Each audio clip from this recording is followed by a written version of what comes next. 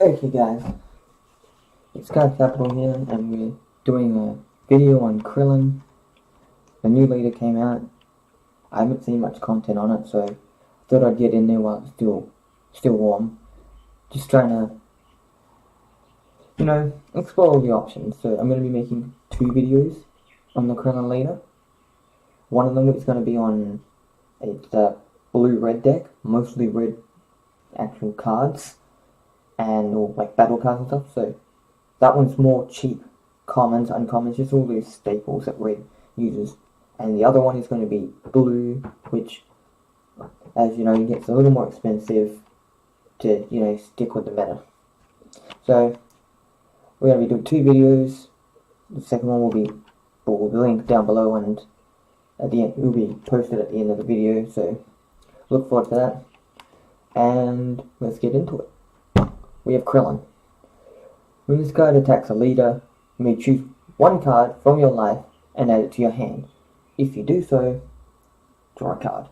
So it's just pure card advantage. Two cards at the cost of a life. But most leaders you like to self-awaken.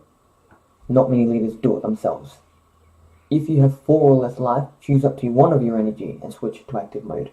Bit of a negative there due to the fact that you only get to untap 1 energy, but you're cool. I did it turn 2 in one of the games I played. It's pretty good. What's the flip side to this guy? There we go.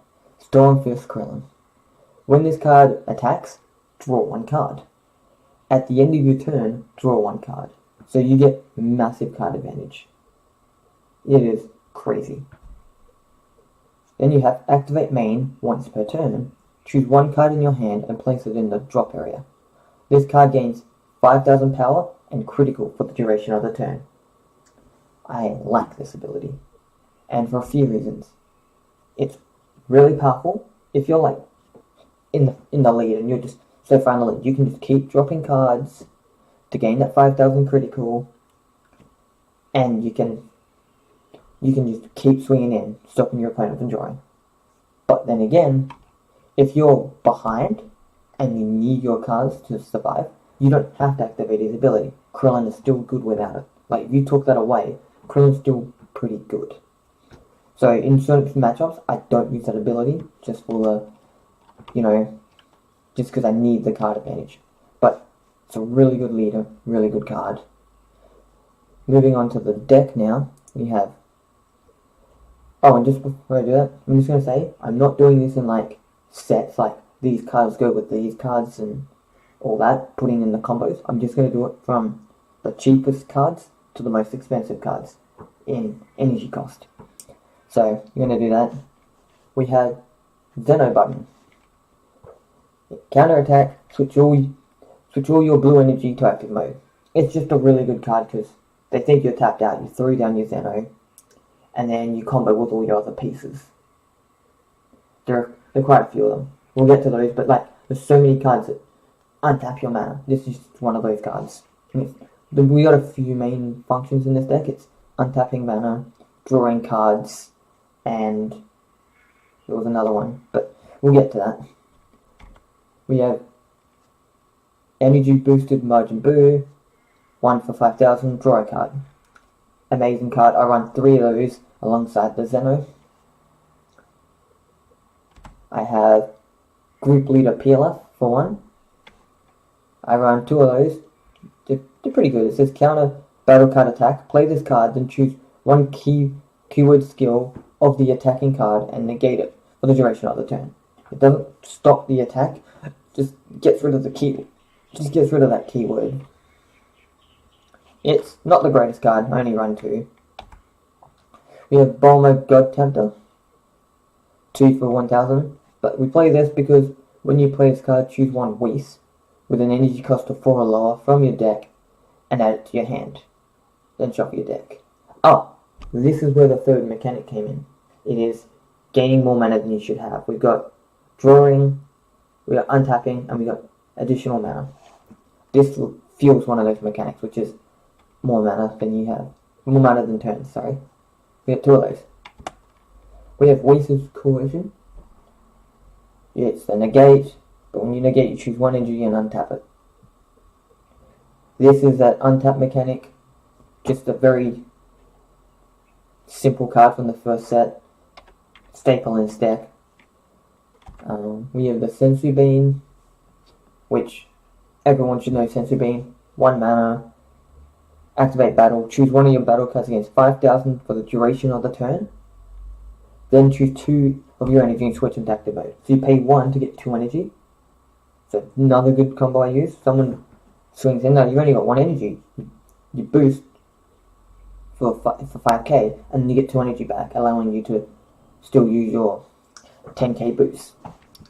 And it's till the end of the turn. So I have this problem with like decks that spam like 15k creatures out. Krillin's Awakened is at 15. You play this.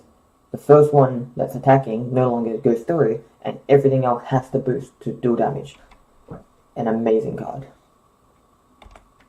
We have the Time Control Canoa. 1 for 3,000. It has Deflect, meaning you can't counterplay it.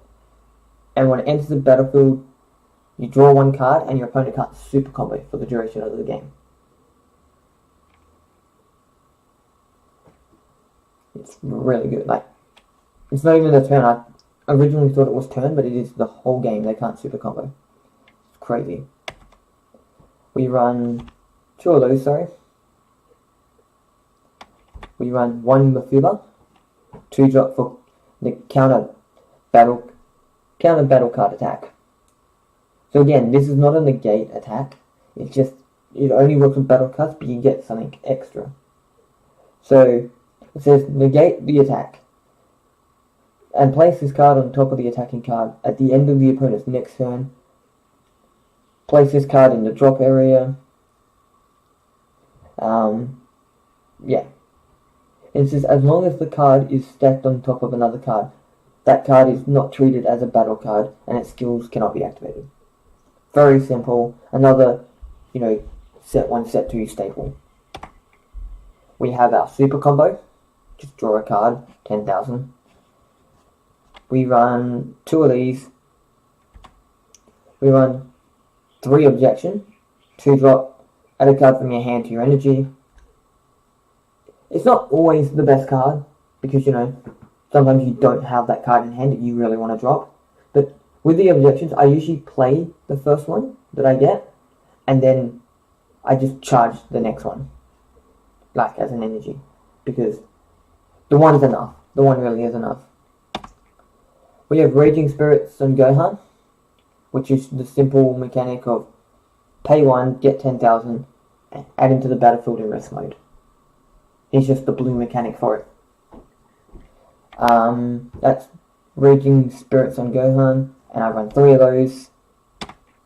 We have Whis Mentor of Beerus, which is the 2 drop. So 3 drop, 2 of them. This is one of the reasons I run the Bulma, because he is 3 for 15 with Barrier. The energy cost of Beerus in your hand is reduced by 1. You can only have 1 on the field. But I run 2 of those just as a bit of a bonus, not super important. Then I run the resting attendant, sorry. I run 1 of those for 4. This is the main reason I use Bulma, is you play the Bulma, you pull this card, next turn you place it, and it takes the top card of your deck and turns it into an energy. Pretty simple, just one of those recurring themes. We have Unbreakable Super Saiyan Son Goku. And though this is not a 2-color deck, he's purely used for the, when you play this card or evolve it, when you evolve this card or a combo with it, draw 1 card. That's all you need to know about this card. His power and everything else means nothing. We don't ever evolve him. We don't have any red cards to sustain this. Like, obviously I have 4 of them in the deck, so we could do it. But it's purely used for the combo. You combo, draw a card. Being able to combo, then get a card back, so you don't lose a card for comboing, is crazy. Then I use 1 Piccolo the Strategist, 4k for 20, critical, barrier, activate main, choose one of your opponent's battle cards with an energy cost equal to or less than your energy and KO it, then for the duration of the game, negate this skill. It's an okay card, and I probably would have run more if it wasn't once per game. Like, it's kind of bad, because there's so many other ways to get rid of cards that work repetitively. This one's so... they're restricted so much because it's equal to your energy or less, but there's not many times I have an opponent that has like an 8-drop power that I really need to get rid of. But there are a few examples of it, so I do use the one. Or Inspiring Intimidator, Super Saiyan Blue Vegito. The 4-drop, the key of the deck. He's 4 for 20. If your leader card is blue and this card is in rest mode, this card gains barrier, and your opponent cannot attack your leader card. It is so good. So good. It just... It just stalls the game because he's 20k. Most creatures are 15. They have to boost to deal damage to actually kill it. Then it says, when you play this card, if you have 5 more energy, draw 1 card. Just a cheap mechanic, but it goes off my trying to get more mana. I'm trying to get more mana than turns I've had. So this works. I play turn 4 and still have 5 mana. And that happens quite often. I run 4 of those. We run a few one-offs. I run at all costs Vegeta, 4 mana for 20k. When you play this card, draw 1 card and choose one of your energy and switch it to active mode. So he's a 3-drop, but you need the 4. Activate main once per turn. Choose 2 cards from your life and add them to your hand. This card gains 3000 power for the duration of the turn for each energy you have. Then, if you have 5 or more energy, choose up to one of your opponent's battle cards and KO it. This card gains triple strike for the duration of the turn. So, say you've got the 4 mana out. You take the 2 life. He goes to, 12,000. So he goes to 32,000, which is extremely good. But then if you have 5, he goes to 35,000 and gains triple strike with the added bonus of killing a card. He's amazing, but we couldn't really afford to have too many of them in the deck, so I only run the one-off. I wasn't sure if I wanted 1 or 2, so I just went, I'll add 1, and if he works well enough in multiple scenarios, then we'll add more. I run Vegeta Prince of Speed, which is just 5 for 20, double strike. When you play this card, if you have 5 or more energy, draw 2 cards.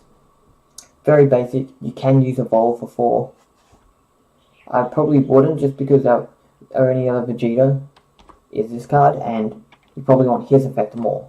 But then again, once you've drawn the 2 cards, you can only, even at 8 life, you can only do it twice before it's no good to you anymore. So you might as well drop this guy. Yeah, I mean, but then again, you're only saving 1 mana. It's not worth it. Beerus, Universe 7 Divine Vanquisher. He's 5 for 25. Double strike. When this card attacks a leader card, your opponent chooses any number of cards from their hand, battle area, or energy area for which the total cost adds to 6 or more, and places them in the drop area. That's not just once per game, it's every time he attacks a leader. It's broken. It's extremely broken. And if you're running the 2 Whis and you've got one on the field, he's only a 4-drop. You still only can play at turn 5 because you played the Whis turn 4. But then again, you may have got extra mana by then, so you could actually do everything a turn earlier again. Or you just play him turn 5 but have 1 mana to still do boosts and combos and all that craziness. That's the special rare. No, that's the super rare. That is the special rare version. I just had 1 of each because I thought it would be amusing. So we run 1 of both of those. No, sorry. We run 2 of the super rare and 1 of the special rare because it is like the second key card after the awe-inspiring Vegeta. I won Dragon Fist Super Saiyan 3 Son Goku. 6 for 25. Barrier Double Strike. When this card attacks, choose up to one of your opponent's battle cards ignoring Barrier and return it to its owner's hand. Then choose 2 energy and switch it to active mode. So when I first saw this card, I thought this happened when you play the card. You know what I mean? Because I just flipped over the spoilers. But now actually playing with it, it's every time he attacks, you get 2 mana back. That's crazy. And you get to return a card to their hand. I liked it. I wanted more. I really did wanted more, but just with all the different recurring themes we got going through, having more than 2 just wouldn't work. I have Science's Food. I have one of those. It's just 7 for 25, but you're never going to play it that way. You want Overarm 7 for 1. Double Strike. When you play this card using Overarm, draw 2 cards. Very simple. It's just that you can play like your Beerus, swing out, and they're like, oh, combo all out, and they smash it out, and they're like, cool, didn't take the 2 damage. You throw your Science's Food down for 1 mana, and still win the game. So, that was the Krillin deck. I hope you enjoyed that. If you have any comments or any suggestions, leave those down below. If you liked it, leave a thumbs up. If it wasn't that, if you feel that it could have been better, do tell me, because that will help for future videos. Anyway, that's all folks. See you soon.